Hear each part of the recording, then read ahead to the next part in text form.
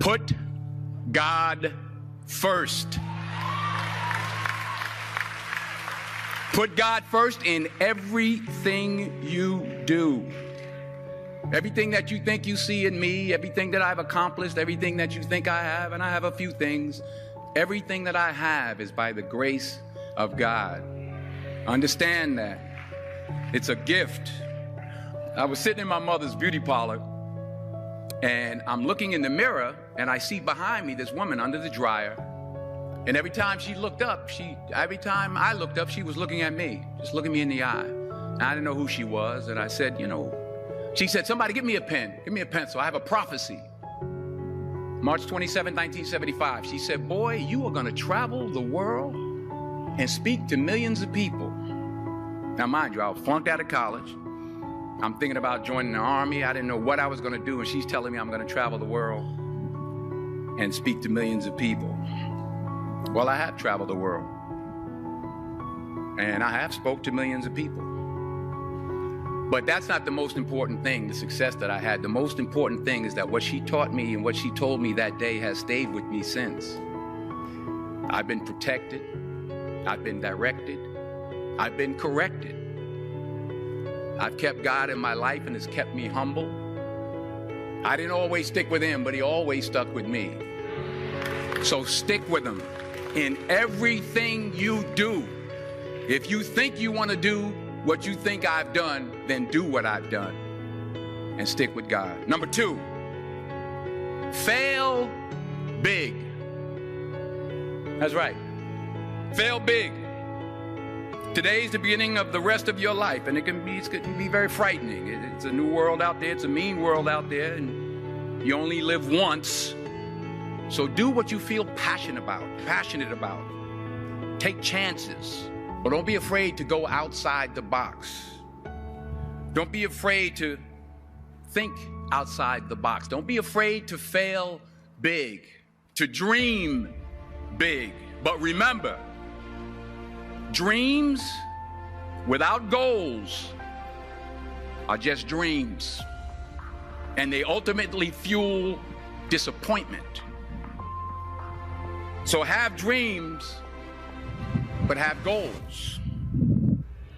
And understand that to achieve these goals, you must apply discipline and consistency.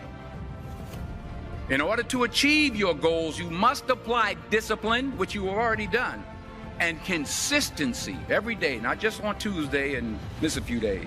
You have to work at it every day. You have to plan every day. You've heard the saying, we don't plan to fail, we fail to plan. Hard work works. Working really hard is what successful people do. Remember that. Just because you're doing a lot more doesn't mean you're getting a lot more done.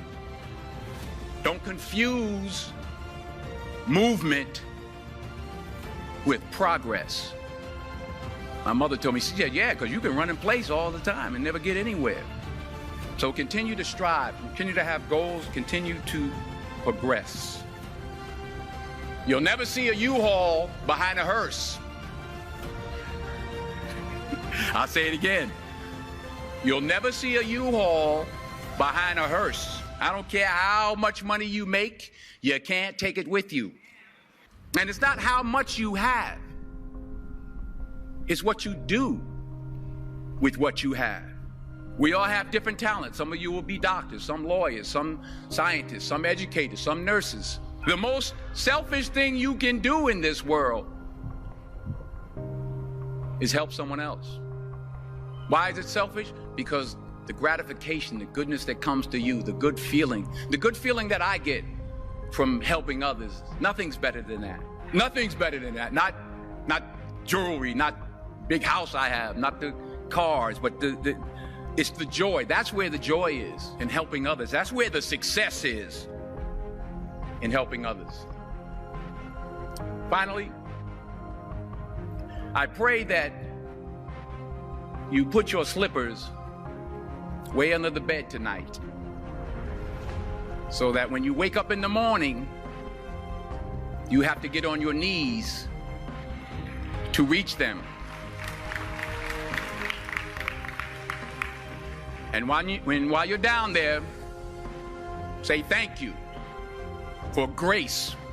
Thank you for mercy. Thank you for understanding. Thank you for wisdom.